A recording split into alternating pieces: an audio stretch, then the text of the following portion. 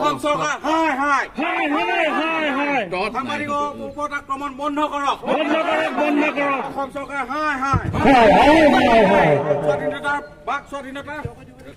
ৰক্ষা কৰক ৰক্ষা কৰক ৰক্ষা কৰক বাক স্বাধীনতা খৰ্ব কৰা বন্ধ কৰক বন্ধ কৰক বন্ধ কৰক অসম চৰকাৰ হাই হাই হাই হাই হাই হাই অসম চৰকাৰ হাই হাই হাই হাই হাই হাই মুক্তি দিয়ক দিনৰ হতক মুক্তি দিয়ক দিনৰ হতক মুক্তি দিয়ক মুক্তি দিয়ক মুক্তি দিয়ক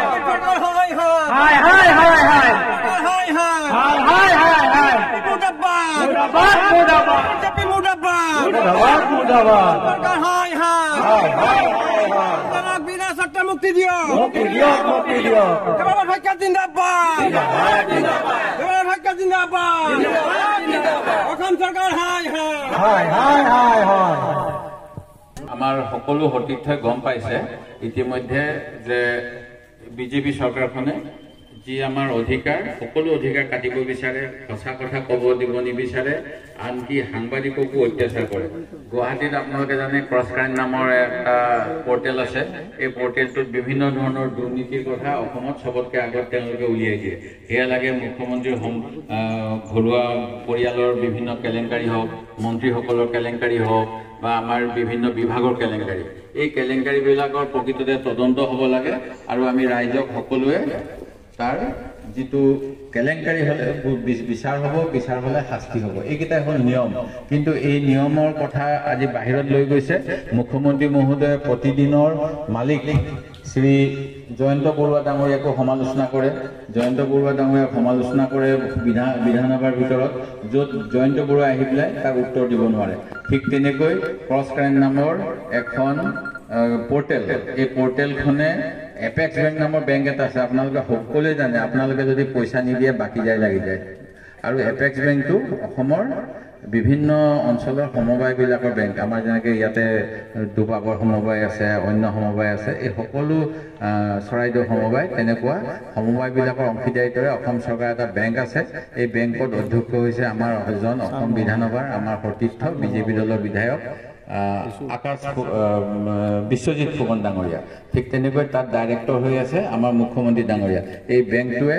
20 কোটি টকা এজন অনা অসমীয়া ব্যৱসায়িক দিলে যিটো নিয়মত দিব নোৱাৰে আৰু এই এনেকুৱা ধৰণৰ বিভিন্ন কেলেংকাৰী আছিলে তাৰ উপৰি তেওঁলোকৰ অন্যান্য কেলেংকাৰী এই কেলেংকাৰীৰ বিষয়ে খবৰ ল'বলৈ যাওঁতে বেংকৰ ফালৰ পৰা গোচৰ দি পেলাই সেই সাংবাদিক দিলৱাৰ হুছেইনক গ্ৰেপ্তাৰ কৰা হ'ল তাৰপিছত যেতিয়া কোৰ্টে গ্ৰেপ্তাৰ কৰা নিয়মটো অনিয়ম বুলি কৈ মুকলি কৰি দিব ক'লে আকৌ নতুন এটা কেছ দি পেলাই তেওঁ গ্ৰেপ্তাৰ কৰি থৈছে এনেকৈ যিবিলাকে চৰকাৰৰ বিৰুদ্ধে মাত মাতে সেয়া লাগে আমাৰ কংগ্ৰেছ দলৰ কৰ্মী হওক বিৰোধী দলৰ কৰ্মী হওক বা সংবাদ মাধ্যম সকলোৰে ওপৰত নাকি লগাব বিচাৰিছে যিটো গণতন্ত্ৰত শোভা নাপায় আমাৰ মৌলিক অধিকাৰ আছে কথা কোৱাৰ আমাৰ প্ৰতিবাদ কৰাৰ অধিকাৰ আছে আমাৰ দেশখন স্বাধীন হৈছে এনেকৈ প্ৰতিবাদ কৰাৰ কাৰণে সেই গতিকে এই প্ৰতিবাদৰ যিটো কথা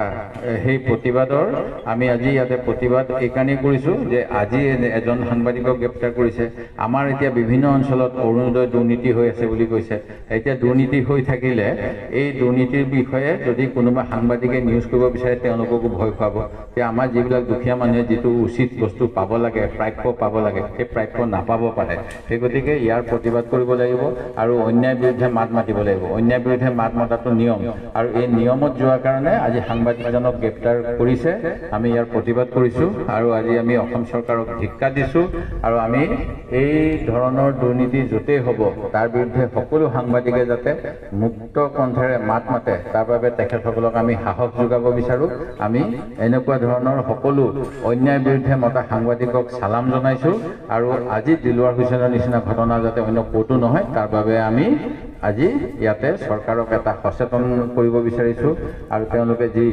ন্যায় অপব্যৱহাৰ কৰিছে পুলিচৰ অপব্যৱহাৰ কৰিছে তাৰ প্ৰতিবাদ কৰিছোঁ আৰু আজি আমি সেই গতিকে অসম চৰকাৰক সাৱধান শুনাব বিচাৰিছোঁ যে গণতন্ত্ৰত সংবাদ মাধ্যমৰ বহুত ডাঙৰ ভূমিকা আছে সেই গতিকে প্ৰেছৰ যিটো স্বাধীনতা এই স্বাধীনতা ৰক্ষা কৰক আৰু দিলৱাৰ হুছেইনক তাৎক্ষণিকভাৱে পুলিচে গোচৰ প্ৰত্যাহাৰ কৰি তেওঁক মুক্তি দিয়ক আৰু গণতন্ত্ৰৰ চতুৰ্থ স্তম্ভ লগতে আমাৰ বিৰোধী দলৰ যি দায়িত্ব এই দায়িত্ব পালন কৰোঁতে কোনো আৰক্ষী লগাই ভয় ভাবুকি নিদিয়ে এই কথা আমি জনাওঁ।